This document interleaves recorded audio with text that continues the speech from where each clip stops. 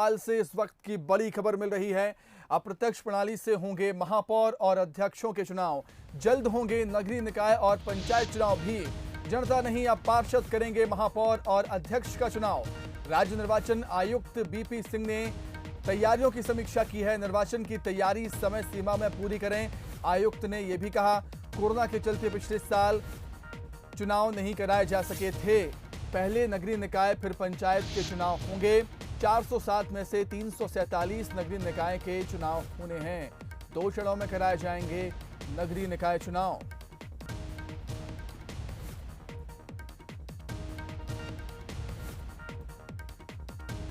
इस पर अधिक चर्चा के लिए हम सीधे रुख करेंगे हमारे विशेष संवाददाता जुगल किशोर शर्मा का। जुगल, अप्रत्यक्ष प्रणाली से महापौर के चुनाव कराए जाएंगे, इसके पीछे की वजह क्या देखते हैं आप? देखिए, आज जो राज्य निर्वाचन आयुक्त हैं बीपी सिंह, उन्होंने एक बैठक ली है और इस बैठक में पंचायत चुनाव और नगरीय निकाय चुनाव, इन दोनों के चुनाव की तैयारियों के संबंध में उन्होंने चर्चा की है।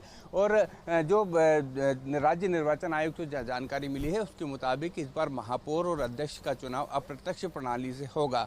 इसका कुछ हमको इसका एक टेक्निकल समझना होगा। इसका कारण कि जो अभी राज्य सरकार, जब कमलनाथ सरकार ने इस अध्यादेश पारित किया था जिसमें अप्रत्यक्ष प्रणाली से चुनाव होने थे और उसको अभी वो अध्यादेश लागू है, इसलिए अभी राज्य निर्वाचन आयोग ने कहा है कि अप्रत्यक्ष रूप से महापौर और जो अध्यक्ष हैं उनका चुनाव किया जाएगा। और ये इसमें जो तैयारियों के संबंध में चर्चा भी हुई है और जल्द ही मध्य प्रदेश में नगरीय निकाय चुनाव हो सकते हैं। हमारे साथ बात करने के लिए बीजेपी के वरिष्ठ नेता सुरजीत सिंह चौहान हैं, नगर निगम अध्यक्ष रह चुके हैं। सर, अप्रत्यक्ष रूप से चुनाव महापौर का और अध्यक्ष के चुनाव की चर्चा है क्योंकि अध्यादेश कांग्रेस लाई थी और अभी वो अध्यादेश लागू है, इसलिए आज राज्य निर्वाचन आयोग ने कहा है कि अप्रत्यक्ष रूप से महापौर और अध्यक्ष चुनाव हो सकते हैं। क्या मानते हैं आप?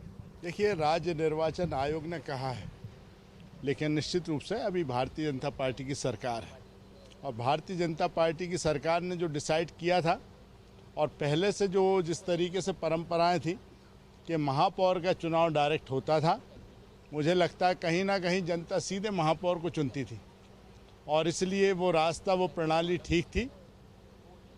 कांग्रेस ने एक सरकार बदलने के बाद फैसला किया था कि जिसमें उन्होंने कहा था कि भारतीय जनता पार्टी ने जो अध्यादेश पहले लाए थे जिसको लागू किया था महापौर डायरेक्ट इलेक्शन का, उसको उन्होंने उस प्रस्ताव की जगह नया प्रस्ताव लाए थे जिसमें कहा था कि महापौर का चयन पार्षद लोग करेंगे। परंतु कहीं ना कहीं उसमें विसंगति थी और इसलिए भारतीय जनता पार्टी की सरकार जब पुनः बनी तो फिर से हमने उस फैसले को बदला।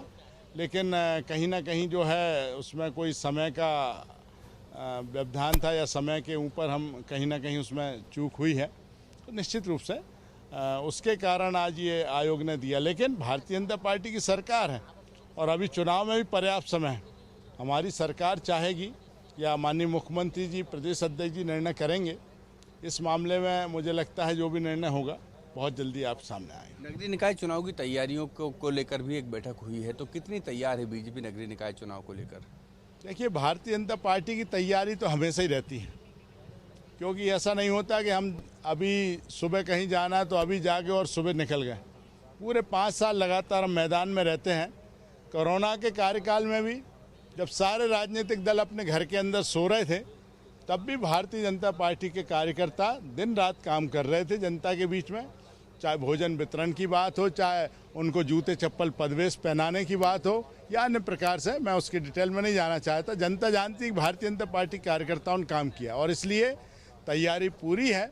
मुझे लगता है कि बरसात के बाद कभी भी चुनाव हो सकते हैं। चुनाव सरकार जब जिस तरीके से चाहेगी कि कब उसका उचित समय है, बरसात के बाद होना चाहिए या जो भी उचित समय है उसका निर्धारण होगा, उसमें चुनाव होगा।